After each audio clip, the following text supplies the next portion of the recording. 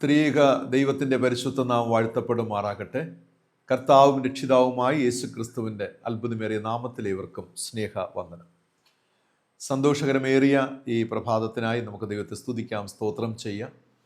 ഒരു ഞായറാഴ്ച കൂടെ കാണുവാനും ദൈവത്തിന് സ്തുതി സ്തോത്രം അർപ്പിച്ചുകൊണ്ട് ദൈവകൃപയിൽ ആനന്ദിപ്പാനും സന്തോഷിപ്പാനും ഒക്കെ കർത്താവ് നമ്മെ സഹായിച്ചിരിക്കുന്നു. അതിനായി ഞാൻ ദൈവത്തിൻ്റെ മഹത്വം കരേറ്റുന്നു. പ്രത്യേകിച്ചും ഇന്നത്തെ ഈ ധ്യാനത്തിൽ പങ്കുചേരുന്ന എല്ലാവരെയും നീമതി യേശുവെ എന്ന യൂട്യൂബ് ചാനലിൻ്റെ പേരിൽ എവരെയും സ്വാഗതം ചെയ്യുന്നു. കർത്താവ് നിങ്ങളെ അനുഗ്രഹിച്ച് കാക്കുമാറാകട്ടെ. ഈ ദിനങ്ങൾ ദൈവത്തിൻ്റെ സ്നേഹം ഏറെ അനുഭവിക്കുവാൻ ഭാഗ്യം ലഭിച്ചവരാണ്. ദൈവികമായ സംരക്ഷണം നമ്മോടും നമ്മുടെ തലമുറകളുടെ മേലും ദൈവം തന്നിരിക്കുന്നു. അതിനായി സ്തോത്രം ചെയ്യാം. കർത്താവിനെ മുറുകെ പിടിക്കാം. കർത്താവ് മാറാത്തവൻ, മറക്കാത്തവൻ, നമ്മെ എല്ലാ നാളും വഴി നടത്തുവാൻ ശക്തൻ. ആ കർത്താവിൽ ആശ്രയം വെച്ച് മുന്നോട്ട് യാത്ര ചെയ്യാം. പ്രാർത്ഥനയോടെ ഇന്നത്തെ ശുശ്രൂഷയിലേക്ക് നമുക്ക് പ്രവേശിക്കാം. യഹോവേ, നിന്റെ പ്രവൃത്തികൾ എത്ര വലിയവയാകുന്നു! നിന്റെ വിചാരങ്ങൾ അത്യന്തം അഗാധമായവ തന്നെ. യഹോവേ, നിന്റെ പ്രവൃത്തി കൊണ്ട് ഞങ്ങളെയും സന്തോഷിപ്പിക്കുന്നുവല്ലോ. നമുക്ക് ദൈവത്തോട് പ്രാർത്ഥിക്കാം. തലമുറ തലമുറയായി ഞങ്ങളുടെ സങ്കേതവും ഞങ്ങളുടെ കോട്ടയും ഞങ്ങളുടെ ആശ്രയവുമായിരിക്കുന്ന സർവവല്ലഭനായ സ്വർഗീയ പിതാവാം നല്ല ദൈവമേ, അനുഗ്രഹിക്കപ്പെട്ട ഈ മാസത്തിൻ്റെ 4-ാമത്തെ ഞായറാഴ്ചയിൽ കർത്താവിൻ്റെ സന്നിധിയോളം വരുവാനും ദൈവവചനം കേൾക്കുവാൻ, മനനം ചെയ്യുവാൻ, ദൈവിക ശക്തി, ദൈവിക ജ്ഞാനം സംഭരിക്കുവാൻ ദൈവത്തിൻ്റെ ആത്മാവേ അവിടെ ഞങ്ങൾ ഒരുക്കി സഹായിക്കുന്നവർക്ക് സ്തോത്രം ചെയ്യുന്നു. പരിശുദ്ധ പിതാവിൻ്റെ ദിവ്യമായ കരുണ, കാരുണ്യം, ദയ ഞങ്ങളെ ചുറ്റിക്കൊണ്ടിരിക്കുന്ന കൃപയ്ക്കായി സ്തുതിക്കുന്ന പിതാവേ, ഞങ്ങൾ ഓരോ ചുവട് വയ്ക്കുമ്പോഴും അവിടുത്തെ സാന്നിധ്യം ഞങ്ങളോട് കൂടെ ഇരിക്കട്ടെ. ഞങ്ങളത് അനുഭവിക്കുവാൻ ഞങ്ങളെ യോഗ്യരാക്കണമെന്ന് പ്രാർത്ഥിക്കുന്ന പിതാവ്. കർത്താവെ, അവിടെ ഞങ്ങളുടെ പിതാവും മാതാവും സകലവുമായിരിക്കുന്നു. ഞങ്ങൾ അവിടുത്തെ പ്രിയ മക്കൾ നാഥ. അവിടുത്തെ ദൈവ സാന്നിധ്യം കർത്താവെ, ദൈവമേ, ഞങ്ങളുടെ മേൽ പകരപ്പെടുമാറാകട്ടെ. ദൈവമേ, ഓരോ ചുവട് വയ്ക്കുമ്പോഴും അവിടുത്തെ അത്ഭുതങ്ങളെ കാണുവാൻ ഞങ്ങൾ സഹായിക്കണമെന്ന് പ്രാർത്ഥിക്കുന്ന ദൈവമേ, ഞങ്ങളുടെ കർത്താവ് പങ്കെടുക്കുന്ന ഓരോ ധ്യാനങ്ങളും ഞങ്ങളുടെ ജീവിതത്തിന് ഏറ്റവും കർത്താവെ അനുകൂലമായി തീരുവാൻ, അനുഗ്രഹപ്രദമായി തീരുവാൻ സർവശക്തനായ ദൈവം ഞങ്ങളെ സഹായിച്ച് അനുഗ്രഹിക്കുമാറാകണമെന്ന് യേശു രക്ഷിതാവിന്റെ നാമത്തിൽ പ്രാർത്ഥിക്കുന്നു. പ്രാർത്ഥന കേൾക്കണമേ. ആമേൻ, ആമേൻ. കഴിഞ്ഞ ആഴ്ചയിലെ ധ്യാനത്തിന്റെ ഒടുവിൽ ഞാനൊരു ചോദ്യം ചോദിക്കുകയുണ്ടായി. എബ്രായ ലേഖനത്തിൽ വിശ്വാസ ജേതാക്കളുടെ പട്ടികയിൽ 2-ാമത്തെ സ്ഥാനം നൽകപ്പെട്ടിരിക്കുന്നത് ആർക്ക് എന്നതായിരുന്നു ചോദ്യം. ഉത്തരം ഇവരും ശരിയായിട്ട് തന്നെയാണ് രേഖപ്പെടുത്തിയിരിക്കുന്നത്. ഹാനോക്കിനാണ് 2-ാം സ്ഥാനം വിശ്വാസ ജേതാക്കളുടെ പട്ടികകളിൽ നൽകപ്പെട്ടിരിക്കുന്നത്. പ്രിയമുള്ളവരെ, ആൻസർ രേഖപ്പെടുത്തിയ ഏവരോടുമുള്ള നന്ദിയും സ്നേഹവും ഞാൻ അറിയിച്ചു കൊള്ളട്ടെ. കർത്താവ് നിങ്ങളെ അനുഗ്രഹിക്കുമാറാകട്ടെ. ഇന്നത്തെ ധ്യാനത്തിൻ്റെ ഒടുവിലും ഒരു ചോദ്യമുണ്ടാകും. ശ്രദ്ധയോടെ ദൈവത്തിൻ്റെ പരിശുദ്ധാത്മാവിൽ ആശ്രയിച്ചുകൊണ്ട് ഈ തിരുവചന കേൾവിക്കായി നമ്മെ തന്നെ ഒരുക്കാം. ഇന്നത്തെ ധ്യാനത്തിനായി തിരഞ്ഞെടുത്തിരിക്കുന്ന തിരുവചന വേദഭാഗം ഫിലിപ്പിക്കെഴുതിയ ലേഖനം 4-ാം അധ്യായം 6-ാമത്തെ വാക്യത്തിൽ, ഒന്നിനെക്കുറിച്ചും വിചാരപ്പെടരുത്, എല്ലാറ്റിലും പ്രാർത്ഥനയാലും അപേക്ഷയാലും നിങ്ങളുടെ ആവശ്യങ്ങൾ സ്തോത്രത്തോടുകൂടെ ദൈവത്തോട് അറിയിക്കുകയത്രേ വേണ്ടത് എന്ന് രേഖപ്പെടുത്തിയിരിക്കുന്നു. ജീവിതത്തിൽ ദൈവത്തെ നാം ഒരുപാട് സ്നേഹിക്കുന്നവരാണ്, വിശ്വസിക്കുന്നവരാണ്, ദൈവത്തിൽ ആശ്രയം വെച്ചിട്ടുള്ളവരാണ്. അതുപോലെ നമുക്ക് വിശ്വാസമുണ്ട്, ദൈവം എക്കാലത്തും തൻ്റെ മക്കളെ അനുഗ്രഹിക്കുന്നു. വാഗ്ദത്തങ്ങളിലൂടെ തൻ്റെ മക്കളെ വിശ്വാസത്തിൽ ബലപ്പെടുത്തി ഉറപ്പിച്ച് വാഗ്ദത്തങ്ങൾ വിശ്വസ്തനായ ദൈവം അത് അവരുടെ ജീവിതത്തിൽ എല്ലാ കാലത്തും നിവർത്തിക്കുന്നു എന്നത് നമ്മുടെ വിശ്വാസവും ഉറപ്പുള്ള പ്രത്യാശയുമാകുന്നു. പ്രിയരെ, അങ്ങനെയുള്ള ആ സന്തോഷഭരിതമായ വിശ്വാസപൂരിതമായ പ്രത്യാശ നിറഞ്ഞ ഒരു ജീവിത യാത്രയുടെ നടുവിൽ അപ്രതീക്ഷിതമായി ഒരു അനർത്ഥം നേരിടുമ്പോൾ, അപ്രതീക്ഷിതമായി ഒരു പ്രതിസന്ധി നേരിടുമ്പോൾ നമ്മുടെ മനോഭാവം എന്തായിരിക്കും? ദൈവം നമ്മളെ കാത്തുകൊള്ളും, പരിപാലിച്ചു കൊള്ളും എന്ന വിശ്വാസം മുന്നോട്ട് പോകുമ്പോൾ ഒരിക്കലും സംഭവിക്കരുതേ എന്ന് നാം ആഗ്രഹിച്ച കാര്യങ്ങൾ സംഭവിക്കുമ്പോൾ ഒരിക്കലും നടക്കുവാൻ പാടില്ല എന്ന് നാം ചിന്തിക്കുന്ന ഇഷ്ടപ്പെടുന്ന കാര്യങ്ങൾ അവിടെ നടക്കുമ്പോൾ, പ്രിയമുള്ളവരെ, നമ്മുടെ മനോഭാവം എന്തായിരിക്കും? സ്വാഭാവികമായും മനഃശാസ്ത്രപരമായും പൊതുവായി നാം പറയുകയാണെങ്കിൽ നമ്മുടെ മനസ്സ് ഒരുപാട് തകർന്നു പോകും. കാരണം അതൊരു മരണമാകാം, കുടുംബത്തിനുള്ളിലെ ഒരു മരണമാകാം, പെട്ടെന്നൊരു മാരകമായ രോഗത്തിന് അടിമപ്പെടുന്നതാകാം, ഒരു സാമ്പത്തിക നഷ്ടമാകാം, കുടുംബത്തിനുള്ളിലെ അസമാധാനമാകാം. ഒരിക്കലും പ്രതീക്ഷിക്കാത്ത തരത്തിൽ കുടുംബത്തിനുള്ളിലെ ഒരു വ്യക്തി, അത് ജീവിത പങ്കാളിയാകാം, മക്കളാകാം, ഒരു പാപത്തിന് അടിമപ്പെട്ടു എന്ന് മനസ്സിലാക്കി കഴിയുമ്പോൾ, ലഹരിക്ക് അടിമപ്പെട്ടിരിക്കുകയാണെന്ന് ബോധ്യപ്പെട്ട് കഴിയുമ്പോൾ, അല്ലെങ്കിൽ മറ്റേതെങ്കിലും തെറ്റിൽ അകപ്പെട്ടു എന്ന് നിങ്ങൾ മനസ്സിലാക്കി കഴിയുമ്പോൾ നാം ഒരുപാട് തളർന്നു പോകും. ഓർക്കനെ, ഒരു ഭാഗത്ത് വിശ്വാസത്തിൻ്റെ ശക്തമായ പ്രതിഫലങ്ങൾ നമ്മിലുണ്ട്. പക്ഷേ പച്ചയായ ജീവിതത്തിൽ ചില പ്രതിസന്ധികൾ ഇപ്രകാരം ആഞ്ഞടിക്കുമ്പോൾ, പ്രിയമുള്ള, ഏത് മനുഷ്യന് ഉറച്ചു നിന്നാലും വേഗത്തിൽ തകർന്നു പോകുന്ന സന്ദർഭങ്ങൾ ഉണ്ടാകും എന്നതാണ്. നാം ആദ്യ പിടിച്ചവരായും ശരീരം, ദേഹം, ആത്മാവ് ഇവയൊക്കെ പലപ്പോഴും തകർന്നുപോയ അനുഭവത്തിലൊക്കെ ആയിത്തീരാറുണ്ട്. പക്ഷേ ബൈബിൾ നാം വായിക്കുമ്പോൾ ബൈബിൾ നമ്മെ പഠിപ്പിക്കുന്നത്, ഏത് തരത്തിലുള്ള പ്രതിസന്ധികൾ ഒരു വിശ്വാസിയുടെ ജീവിതത്തിൽ കടന്നു വന്നാലും ആദി പിടിക്കാതെ അല്ലെങ്കിൽ ആദി കൂട്ടാതെ ദൈവ കൃപയിൽ ആശ്രയം വയ്ക്കുക എന്നുള്ളതാണ് നമ്മെ പഠിപ്പിക്കുന്നത്. തളർന്നു പോകുക. കാരണം ദൈവം അറിയാതെ ഈ ഭൂമിയിൽ ഒന്നും സംഭവിക്കുന്നില്ല.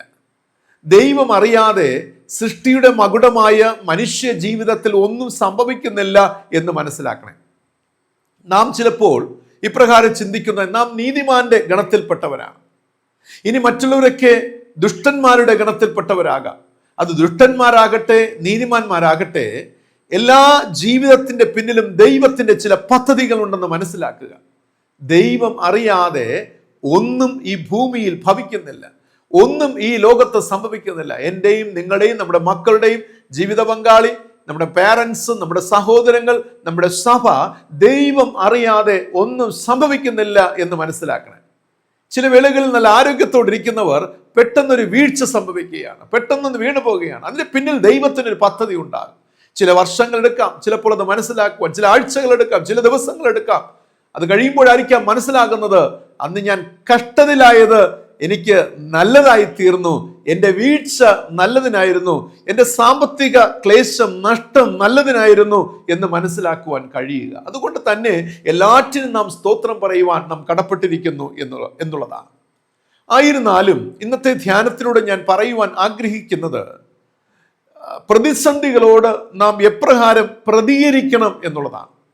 എപ്രകാരം നമുക്കത് പ്രതികരിക്കുവാൻ സാധിക്കും, എപ്രകാരം ആ പ്രതിസന്ധികളെ തരണം ചെയ്യുവാൻ കഴിയുമെന്നതിനെക്കുറിച്ചുള്ള ചില ചിന്തകളാണ് നിങ്ങളോട് പങ്കിടുവാനായിട്ട് ഞാൻ ആഗ്രഹിക്കുന്നത്.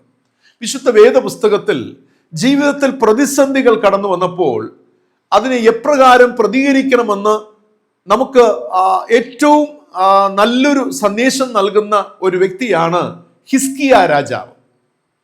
ഹിസ്കിയ രാജാവിന്റെ ജീവിതത്തെക്കുറിച്ച് പരിശോധിച്ചാൽ 2 രാജാക്കന്മാരുടെ പുസ്തകം 19-ാം അധ്യായം 14 മുതൽ 19 വായിക്കുമ്പോൾ അവിടെ ഇപ്രകാരം പറഞ്ഞിരിക്കുകയാണ്, ഒരിക്കൽ ഹിസ്കിയ രാജാവിന്റെ കൊട്ടാരത്തിൽ അശൂർ രാജാവിന്റെ ഒരു കത്ത് ലഭിക്കുകയുണ്ടായി.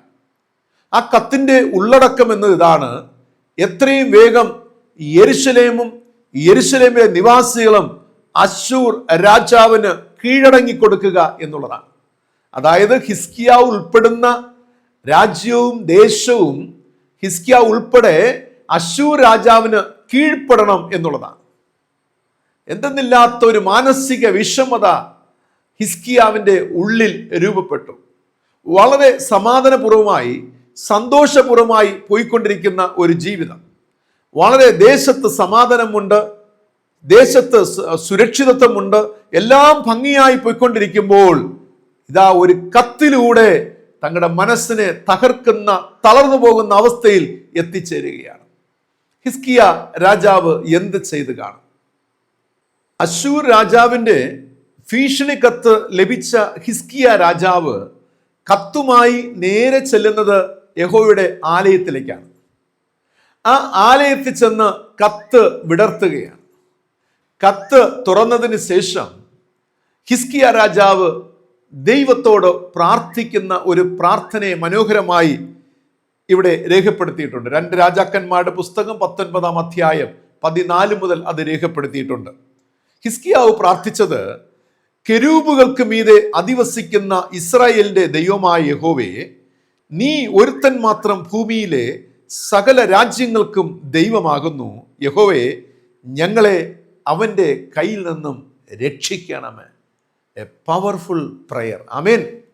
ഒരു ശക്തമായ ഒരു പ്രാർത്ഥന. ഈ പ്രാർത്ഥനയിലെ ഉള്ളടക്കം വളരെ ബ്രീഫാണ്, പക്ഷെ വളരെ അർത്ഥവത്തായ, ദൈവത്തെ ചലിപ്പിക്കുവാൻ തക്കവണ്ണമുള്ള ഒരു പ്രാർത്ഥനയാണ് ഹിസ്കിയാവ് കഴിച്ചത്. ഹിസ്കിയാവ് പറയുകയാണ്, ദൈവമേ, ഭൂമിയിലെ ഏറ്റവും വലിയ ശക്തി അങ്ങാകുന്നു. ദൈവം മാത്രം വലിയവൻ. അങ്ങാകുന്നു ശക്തിയുടെ ഉറവിടം.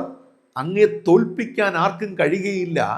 അങ്ങേക്കാൾ ഏറെ, അങ്ങേപ്പോലത്തെ ശക്തി ഈ ലോകത്ത് മറ്റാർക്കുമില്ല എന്ന് അവിടെ പ്രസ്താവിക്കുകയാണ്. പ്രസ്താവിച്ച ശേഷം പറയുകയാണ്, യഹോവേ, ഞങ്ങളെ അവൻ്റെ കയ്യിൽ നിന്നും, ശത്രുവിൻ്റെ കയ്യിൽ നിന്നും, അശ്ശൂർ രാജാവിൻ്റെ കയ്യിൽ നിന്നും രക്ഷിക്കണമേ എന്ന് ശക്തമായി പ്രാർത്ഥിക്കുകയാണ്. ഇവിടെ വേദപുസ്തകം വായിക്കുമ്പോൾ ദൈവം ഹിസ്കിയാവിൻ്റെ അഭയ യാചന കേട്ടു എന്ന് രേഖപ്പെടുത്തിയിരിക്കുകയാണ്.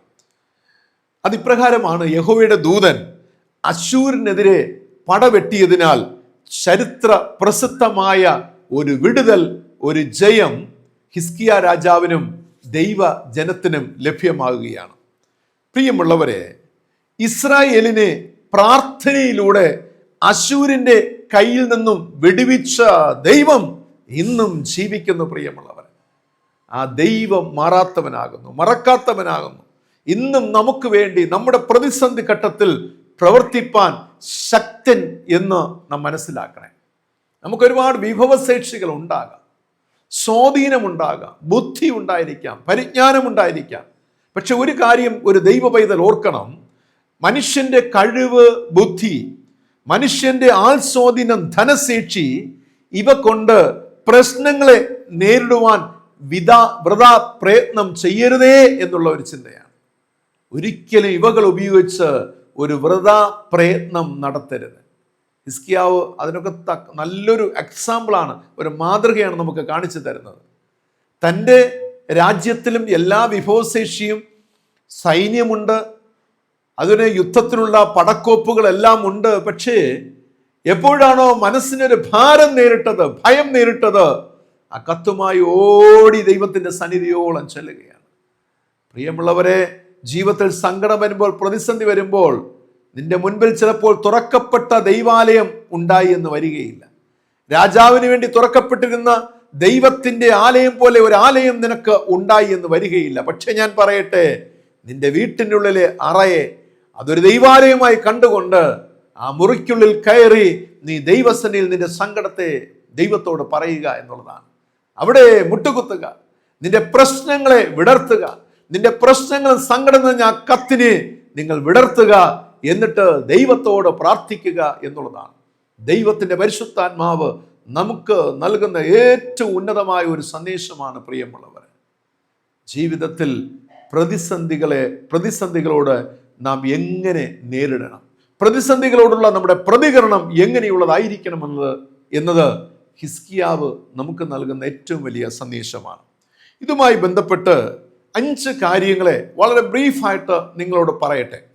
ഒന്നാമത്തേത്, ജീവിതത്തിൽ ഏതൊരു ഘട്ടത്തും നമ്മുടെ ആവശ്യങ്ങളെ ദൈവത്തോട് പറയുക എന്നതാണ്. കുറിവാക്യമായി ഞാൻ വായിച്ച വേദഭാഗം ഓർക്കുന്നുവല്ലോ, ഒന്നിനെക്കുറിച്ച് വിചാരപ്പെടരുത്, എല്ലാറ്റിലും പ്രാർത്ഥനയാലും അപേക്ഷയാലും നിങ്ങളുടെ ആവശ്യങ്ങൾ സ്തോത്രത്തോടുകൂടെ ദൈവത്തെ അറിയിക്കുക അത്രേ വേണ്ട. നമ്മുടെ ആവശ്യങ്ങളെ ദൈവത്തോട് പറയുക, അതിലൊരിക്കലും ഒരു കോംപ്രമൈസ് ചെയ്യരുത്. പ്രിയമുള്ളവർ, നമ്മുടെ ചുറ്റുമുള്ള പ്രസ്ഥാനങ്ങൾക്ക് വീഴ്ച സംഭവിച്ചാലും ദൈവത്തെയും ദൈവപ്രവൃത്തികളെക്കുറിച്ച് മനുഷ്യൻ ഹീനമായി നെഗറ്റീവായിട്ട് സംസാരിക്കുന്നത് കേട്ടാലും കണ്ടാലും നിങ്ങൾ കുലുങ്ങിപ്പോകരുത്.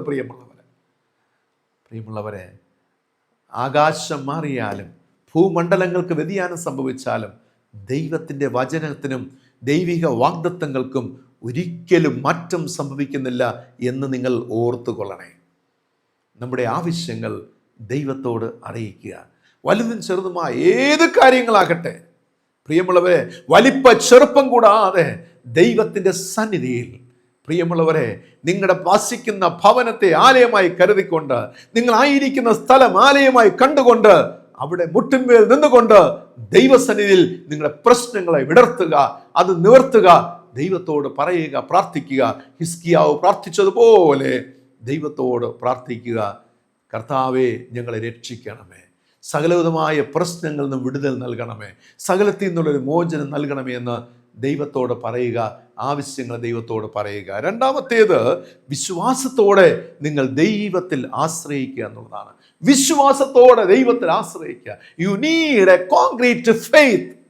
പ്രിയമുള്ളവരെ, ദൈവത്തിൽ ആശ്രയിക്കുവാൻ തക്കവണ്ണം ഒരു കോൺക്രീറ്റ് ഫെയ്ത്ത്, ശക്തമായ വിശ്വാസം നിങ്ങൾക്കുള്ളിൽ രൂപപ്പെടണം. പ്രിയമുള്ളവരെ, നമുക്കറിയാമല്ലോ, ചുഴലിക്കാറ്റും കൊടുങ്കാറ്റും ഒക്കെ രൂപപ്പെടുന്ന അതിൻ്റെ പ്രഭവ കേന്ദ്രം എത്ര പവർഫുൾ ആയിരിക്കും. അത് വർദ്ധിച്ചു വരുമ്പോൾ തന്നെ അതിൻ്റെ ശക്തി കൂടിക്കൂടി വരുന്നത് അതൊരുപാട് നാശം വരുത്തുവാനിടയാകും. ഇതുപോലെ തന്നെ പ്രിയമുള്ളവരെ, നിങ്ങളുടെ മുന്നിലെ പ്രശ്നങ്ങളെ തകർത്ത് കളയുവാൻ തക്കവണ്ണം ശക്തമായ ഒരു വിശ്വാസം നിങ്ങൾക്കുള്ളിൽ രൂപപ്പെടട്ടെ. അതിനായി നിങ്ങൾ ഒരുക്കണം. നിങ്ങളുടെ മനസ്സും ശരീരവും ചിന്തകളും ബോധമണ്ഡലം അതിൽ തന്നെ ഏകാഗ്രപ്പെടുത്തിക്കൊണ്ട് വിശ്വാസത്തോടെ ദൈവത്തിൽ ആശ്രയിക്കുക. മൂന്നാമതായി, വിശ്വാസത്തോടെ ദൈവത്തോട് ചേർന്ന് നിൽക്കുക എന്നുള്ളതാണ്.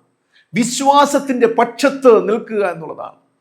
കാരണം നാം ദൈവത്തിൽ ആശ്രയിക്കുമ്പോൾ, ദൈവത്തോട് നമ്മുടെ ആവശ്യങ്ങൾ പറഞ്ഞു കഴിയുമ്പോൾ, വിശ്വാസത്തോടെ ദൈവത്തിൽ ആശ്രയിക്കുന്ന സമയത്ത് ഒരുപാട് പ്രലോഭനങ്ങൾ ഈ ലോകത്തും നമുക്കുണ്ടാകും. കാരണം സബ്സ്റ്റിറ്റ്യൂട്ടായിട്ടുള്ള, അതിന് പകരം വയ്ക്കുവാനുള്ള ഒരുപാട് വിഭവങ്ങളെ പിശാച് ഒരുക്കി തരും. കാരണം പിശാചിന്റെ ചിന്ത നമ്മെ ദൈവത്തിൽ നിന്ന് അടർത്തി മാറ്റുക എന്നുള്ളതാണ്. നാം ദൈവത്തിൽ നിന്ന് ഒരു കാര്യം ചോദിച്ചു കൊണ്ടിരിക്കുമ്പോൾ തന്നെ അതിന് പകരം തുല്യമായ മറ്റൊന്ന് പിശാച് നമുക്ക് കാണിച്ചു തരും.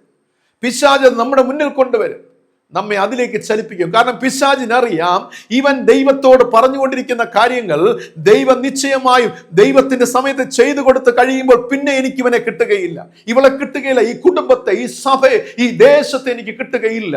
അതുകൊണ്ടെന്താണ്, എന്ത് വില കൊടുത്തും അവനെ അടർത്തിയെടുക്കുക. അതിന് ഒരേ ഒരു വഴിയേ ഉള്ളൂ, പകരം വയ്ക്കാൻ സബ്സ്റ്റിറ്റ്യൂട്ട് ഒന്ന് പിശാച് കാണിച്ചു തരും. ആ സമയം ഏറ്റവും പ്രധാനപ്പെട്ട ഒരു സമയമാണ്. നമ്മൾ വളരെ കഷ്ടതയുടെ നടുവിൽ തീച്ചൂളയിലൂടെ നടന്നു പോകുന്ന സമയത്ത്, അല്ലെ, മുങ്ങിത്താഴുവാൻ പോകുന്നവന് ഒരു കച്ചിത്തുരുമ്പ്, വൈക്കൽ തുരുമ്പ് കിട്ടിയാൽ കയറി പിടിക്കുന്നത് പോലെ നാം അറിയാതെ പിടിച്ചു പോകും. പ്രിയമുള്ളവരെ, പിശാച് കൊണ്ടുവരുന്ന കെണികളിൽ നാം പെട്ടുപോകും. അവൻ്റെ പ്രലോഭനങ്ങൾ, അവൻ നൽകുന്ന പ്രചോദനങ്ങളിൽ നാം പെട്ടുപോകാൻ ഇടയുണ്ട്. അവിടെയാണ് ഒരു വിശ്വാസി എന്ത് വില കൊടുത്തും, പ്രിയമുള്ളവരെ, ദൈവം ചില സമയത്ത് നമ്മുടെ ജീവിതത്തെ പ്രവർത്തിക്കുവാൻ കാലതാമസം നേരിട്ടാലും വിശ്വാസത്തിൻ്റെ പക്ഷത്ത് നിൽക്കുക, വിശ്വാസത്തോട് ചേർന്ന് നിൽക്കുവാൻ നമുക്ക് കഴിയണം. അതാണ് നമ്മുടെ ജീവിതത്തിൻ്റെ വിജയം. പ്രിയമുള്ളവരെ, അത് നിരന്തരമാണ്, അത് പെർമനൻ്റാണ്. സൃഷ്ടാവിൻ്റെ അനുഗ്രഹം അതിൽ ധാരാളമായി എന്നത് നാം മറന്നു പോകരുത്. വിശ്വാസത്തോടെ ദൈവത്തോട് ചേർന്ന് നിൽക്കുക. നാലാമതായി, പ്രതിസന്ധികളുടെ നടുവിൽ നമ്മുടെ ദൃഷ്ടി ദൈവത്തിൽ നിന്നും പിൻവലിക്കാതിരിക്കുക. ഇത് വളരെ പ്രധാനപ്പെട്ട ഒരു ചിന്തയാണ്. പ്രതിസന്ധികളുടെ നടുവിൽ മുന്നിൽ മല പോലുള്ള, കുന്നുപോലുള്ള പ്രശ്നങ്ങൾ ഇങ്ങനെ നിൽക്കുകയാണ്. ആഴി പോലുള്ള, അല്ലെങ്കിൽ കടലിന്റെ ആഴം പോലുള്ള അഗാധമായ ഒരു അനുഭവത്തിൽ നിൽക്കുമ്പോൾ നിങ്ങളുടെ ദൃഷ്ടി ദൈവത്തിൽ നിന്ന് നിങ്ങൾ പിൻവലിക്കരുത്. പലപ്പോഴും നമ്മൾ പ്രശ്നത്തിൻ്റെ അഗാധതയിലേക്ക് നാം പലപ്പോഴും ദൃഷ്ടി പതിപ്പിക്കാറുണ്ട്, അതിൻ്റെ ആഴങ്ങളിലേക്ക് നാം എത്തി നോക്കാറുണ്ട്. അയ്യോ ഭയാനകം, ഇതെങ്ങനെ, ആരെന്നെ രക്ഷിക്കും, ഇതെങ്ങനെ വിടുവിക്കും? ഇന്ന് മെഡിക്കൽ സയൻസിന് എന്നെ രക്ഷിക്കുവാൻ കഴിയുമോ? എൻ്റെ പ്രിയപ്പെട്ടവർക്ക് എന്നെ സേവ് ചെയ്യാൻ കഴിയുമോ? എൻ്റെ ഓഫീസിന് എന്നെ രക്ഷപ്പെടുത്തുവാൻ കഴിയുമോ? എൻ്റെ ജീവിത പങ്കാളിക്ക്, എൻ്റെ പാരൻസിന് കഴിയുമോ? പ്രിയമുള്ളവരെ, പ്രശ്നത്തിൻ്റെ അഗാധതയിലേക്ക് ദൃഷ്ടി പതിപ്പിക്കരുത്. നോക്കേണ്ടത് ദൈവത്തിലേക്കാണ്. ഞാൻ എൻ്റെ കണ്ണ് പർവ്വതങ്ങളിലേക്ക് ഉയർത്തുന്നു. നമ്മുടെ ദൃഷ്ടി ദൈവത്തിലായിരിക്കണം. പ്രിയമുള്ളവരെ, എല്ലാം തീർന്നു നിൽക്കുമ്പോഴും, ശൂന്യമാക്കപ്പെട്ട അനുഭവത്തിൽ ചില വേളകൾ നാം എത്തിച്ചേരപ്പെടാം. എല്ലാം ഉണ്ടായിരുന്ന ഒരു കാലഘട്ടം നമുക്ക് ഉണ്ടാകാം. പക്ഷേ ഇപ്പോൾ ഞാൻ നിൽക്കുന്നത് എംറ്റിയിൽ, ഒരു ശൂന്യതയിൽ, ഒരു മൈനസ് ലെവലിൽ ഞാൻ എത്തി നിൽക്കുകയാണ്. അപ്പോഴും നീ നോക്കുന്നത് നിന്റെ പ്രശ്നത്തിന്റെ ആഴത്തിലേക്കാണോ, അതോ സർവശക്തനായ ദൈവത്തിങ്കിലേക്കാണോ ദൃഷ്ടി ഉയർത്തുന്നത്? ഞാൻ പറഞ്ഞു വരുന്നത്, ദൈവത്തിലേക്ക് നിങ്ങൾ നോക്കിയ ദൃഷ്ടി ഒരിക്കലും പിൻവലിക്കരുത്. പ്രശ്നങ്ങളുടെ ആഴത്തിലേക്ക് നിങ്ങൾ നോക്കരുത്. സഹായം വരുന്നത് എവിടെയാണോ നാം ദൃഷ്ടി പതിപ്പിക്കുന്നത് അവിടെ നിന്നുമാണ്. പ്രിയമുള്ളവരെ, എൻ്റെ സഹായം ആകാശത്തെയും ഭൂമിയും ഉണ്ടാക്കിയ യഹോവയിൽ നിന്ന് വരുന്നു എന്നാണ് വചനം പഠിപ്പിക്കുന്നത്. പ്രതിസന്ധികളിൽ ദൃഷ്ടി നാം ഒരിക്കലും പിൻവലിക്കരുതേ എന്ന് ഞാൻ ഓർമ്മപ്പെടുത്തുകയാണ്. ഏറ്റവും ഒടുവിലായി നമുക്ക് സഹായം വരുന്ന ആ പർവ്വതത്തിന് നേരാകെ ദൃഷ്ടി ഉയർത്തി ആ ദൈവത്തിൻ്റെ കരം മുറുകെ പിടിച്ചു കൊള്ളുക. പ്രിയമുള്ളവരെ, രക്ഷയുണ്ടാകും, സമാധാനമുണ്ടാകും, സന്തോഷമുണ്ടാകും. നാം തളർന്നു പോകുവാൻ ഒരിക്കലും ദൈവം അനുവദിക്കുകയില്ല. അതുകൊണ്ട് തന്നെയാണ് ഫിലിപ്പിക്ക് എഴുതിയ ലേഖനം 4-ാം അധ്യായത്തിൻ്റെ 6-ാം വാക്യത്തിൽ പറഞ്ഞിരിക്കുന്നത്, ഒന്നിനെക്കുറിച്ച് വിചാരപ്പെടരുത്, എല്ലാറ്റിനും പ്രാർത്ഥനയാലും അപേക്ഷയാലും നിങ്ങളുടെ ആവശ്യങ്ങൾ സ്തോത്രത്തോടുകൂടെ ദൈവത്തെ അറിയിക്കത്രേ വേണ്ടത്. പ്രിയമുള്ളവരെ, ഞാൻ ഇന്ന് പറഞ്ഞതിന് ചുരുക്കമായി ഞാൻ പറയട്ടെ, ഒന്നുകൂടെ പറഞ്ഞ് ഞാൻ നിർത്തട്ടെ. ജീവിതത്തിൽ വളരെ സന്തോഷത്തോടെ സമാധാനത്തോടെ പോയിക്കൊണ്ടിരിക്കുന്ന ജീവിതത്തിൽ അപ്രതീക്ഷിതമായ ചില പ്രതിസന്ധികൾ, പ്രതികൂല കാറ്റുകൾ ആഞ്ഞടിക്കുമ്പോൾ, പ്രിയമുള്ളവരെ, നാം ചില സമയം ഒരു 0 പോയിന്റിൽ, ഒരു മൈനസ് പോയിന്റിൽ എത്തി നിൽക്കുമ്പോൾ ഒരിക്കലും പ്രിയമുള്ളവരെ അതിൽ നിന്ന് വ്യതിചലിക്കാതെ അതിൽ നിന്നുകൊണ്ട് യോബ് പറഞ്ഞു, അവൻ തന്നു, അവൻ എടുത്തു, അവൻ്റെ നാമം വാഴ്ത്തപ്പെടുമാറാകട്ടെ. ദൈവം തന്നു, ദൈവം എടുത്തു, ദൈവത്തിൻ്റെ നാമം വാഴ്ത്തപ്പെടുമാറാകട്ടെ. ഞാൻ ഇനിയും എൻ്റെ ദൈവത്തിനായി കാത്തിരിക്കും. ഇനി ഞാൻ എൻ്റെ ദൈവത്തോട് ചേർന്നിരിക്കും. ദൈവപക്ഷത്ത് ഞാൻ നിൽക്കും, വിശ്വാസത്തിൻ്റെ പക്ഷത്ത് ഞാൻ നിൽക്കും. ആമേൻ. ഒരു യഥാർത്ഥ വിശ്വാസി എപ്പോഴും ഉച്ചരിക്കേണ്ട, എപ്പോഴും ഉറക്കെ പ്രഖ്യാപിക്കേണ്ട ഒരു ചിന്തയാണ്, ഞാൻ വിശ്വാസത്തിൻ്റെ പക്ഷത്ത് നിൽക്കും. ജീവനോ മരണമോ, കഷ്ടമോ പൈതാഹമോ, ദുഃഖമോ രോഗമോ അനർത്ഥമോ, സന്തോഷവേളകളോ ആനന്ദവേളകളോ, പ്രോസ്പിരിറ്റിയോ സമ്പത്തോ എന്തു തന്നെയാകട്ടെ, ഓൾവേസ് എല്ലായ്പ്പോഴും ഞാൻ വിശ്വാസത്തിൻ്റെ പക്ഷത്ത് നിൽക്കും. വിശ്വാസത്തിൻ്റെ നായകനായ യേശുവിനെ നോക്കും. എൻ്റെ ജീവിതത്തിൽ സകലവും പൂർത്തി വരുത്തുന്ന യേശുവിനെ നോക്കി എൻ്റെ ദൃഷ്ടി ഞാൻ പിൻവലിക്കാതെ അതിൽ തന്നെ യാത്ര തുടരും. പ്രിയമുള്ളവരെ, അങ്ങനെ വരുമ്പോൾ പ്രതിസന്ധികളെ അതിജീവിക്കുവാൻ സാധിക്കും. എല്ലാറ്റിനും ഒടുവിൽ നിങ്ങൾക്കൊരു ടെസ്റ്റ് മണി ഉണ്ടാകും. എല്ലാറ്റിനും നിങ്ങൾക്കൊരു സാക്ഷ്യമുണ്ടാകും. പ്രിയമുള്ളവരെ, ആ സാക്ഷ്യം എന്നത് ദൈവത്തിൻ്റെ മഹത്വം കരയറ്റുന്നതായിരിക്കും. കർത്താവ് നമ്മെ ഒരു നാളും കൈവിടുകയില്ല. ഞാൻ നിന്നോട് കൂടെ ഇരിക്കുമെന്ന് അള്ളിച്ചത കർത്താവിൻ്റെ കൃപകളും അനുഗ്രഹങ്ങളും ആവോളം വിശ്വാസത്തിലൂടെ, പ്രാർത്ഥനയിലൂടെ ഹിസ്കിയാവ് നേടിയെടുത്തതുപോലെ നമ്മുടെ ജീവിതത്തിൽ സ്വന്തമാക്കിയെടുക്കുവാൻ ദൈവത്തിൻ്റെ പരിശുദ്ധാത്മാവ് നമ്മെ സഹായിച്ച് അനുഗ്രഹിക്കുമാറാകട്ടെ. ആമീൻ. ഇന്നത്തെ ചോദ്യം ഇതാണ്, അശ്ശൂർ രാജാവിൻ്റെ ഭീഷണി കത്ത് ലഭിച്ചത് ആർക്കായിരുന്നു? ചോദ്യം ആവർത്തിക്കുന്നു, അശ്ശൂർ രാജാവിൻ്റെ ഭീഷണി കത്ത് ലഭിച്ചത് ആർക്കായിരുന്നു? നിങ്ങളുടെ ഉത്തരങ്ങൾ കമൻറ്റ് ബോക്സിൽ രേഖപ്പെടുത്തുക. ഇന്നത്തെ ഈ വചനം നിങ്ങൾക്ക് അനുഗ്രഹപ്രദമായാൽ മറ്റുള്ളവർക്ക് ഇത് ഷെയർ ചെയ്തു കൊടുക്കുക. അവരും വചനം കേൾക്കട്ടെ, ധന്യരായി തീരട്ടെ, ബലം പ്രാപിക്കട്ടെ, കർത്താവിൻ്റെ നാമമഹത്വത്തിനായി ജീവിക്കട്ടെ. കണ്ണുകളടയ്ക്കാം, നമ്മുടെ ദൈവത്തോട് നമുക്ക് പ്രാർത്ഥിക്കാം. പരിശുദ്ധനും മഹോന്നതനും വാക്കുമാറാത്തനുമായിരിക്കുന്ന സർവ്വവല്ലഭനായ സ്വർഗീയ പിതാവാം ഞങ്ങളുടെ നല്ല ദൈവമേ, അനുഗ്രഹിക്കപ്പെട്ട ഈ മനോഹരമായ ദിനത്തിൽ പ്രതിസന്ധികളുടെ നടുവിൽ ഞങ്ങൾ എപ്രകാരമായിരിക്കണമെന്ന് ഹിസ്കിയാവിൻ്റെ ജീവിതത്തിലൂടെ പഠിക്കുവാൻ, ഗ്രഹിക്കുവാൻ, ധ്യാനിക്കുവാൻ ദൈവത്തിൻ്റെ ആത്മാവ് ഞങ്ങൾക്ക് ഒരുക്കി നൽകിയ സമയത്തിനായി സ്തോത്രം ചെയ്യുന്നു. കർത്താവ് മഹോന്നതൻ, ആരിലും ഉന്നതൻ, വാക്കുമാറാത്ത ദൈവം, കരുണയുള്ള ദൈവം, സ്തോത്രം പിതാവ്, അവിടുത്തെ സാന്നിധ്യത്തിൻ്റെ മറവിൽ മറയ്ക്കുമാറാകണം. ഞങ്ങളെ ബലപ്പെടുത്തണമേ, ശക്തീകരിക്കണമേ. കർത്താവ്, ഞങ്ങളുടെ ജീവിതത്തിൽ എന്ത് തന്നെ നേരിട്ടാലും പിശാചിന്റെ പ്രലോഭനങ്ങൾ വീഴ്ന്നു പോകാതെ, പ്രചോദനങ്ങൾ പെട്ടുപോകാതെ ദൈവമേ അങ്ങിൽ ആശ്രയം വെച്ചുകൊണ്ട് വിശ്വാസത്തിന്റെ പക്ഷത്ത് നിൽക്കുവാൻ സഹായിക്കണമേ. വിശ്വാസത്തോടെ ദൈവത്തിൽ ആശ്രയിക്കേണ്ട കൃപ നൽകണമേ.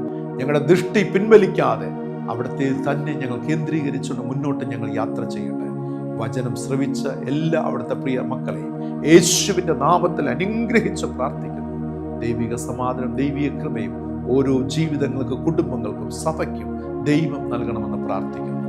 ഞങ്ങൾ പൂർണ്ണമായി ദൈവകരങ്ങൾ സമർപ്പിക്കുന്നു. അപ്പ എല്ലാവരുടെയും ജീവിതത്തെ കർത്താവ് തൊടുന്നതോർത്ത് സ്തോത്രം. എല്ലാവരുടെയും തലമേലപ്പന്റെ സ്വർഗീയ കരം സ്പർശിക്കണം.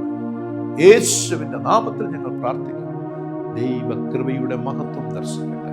വിശ്വസിച്ചാൽ നീ ദൈവത്തിന്റെ മഹത്വം കാണും. ആമേൻ. കർത്താവേ, ആ കൃപ അനുഭവിപ്പാൻ സഹായിക്കണമെന്ന് പ്രാർത്ഥിക്കുന്നു.